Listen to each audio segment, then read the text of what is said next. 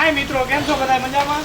તો આજે તારીખ 6/5/2025 ની અંદર ભર ઉનાળાની અંદર બહુ મોટા મોટા તમે જોઈ શકો છો કેવા કરા પડે છે.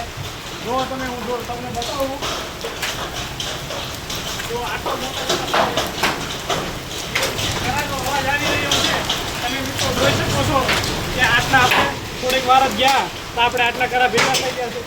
બહુ જ મોટા મોટા પ્રમાણમાં મેં મારી લાઈફની અંદર પહેલી વાર આટલા મોટા કરા પડતા જોયા છે.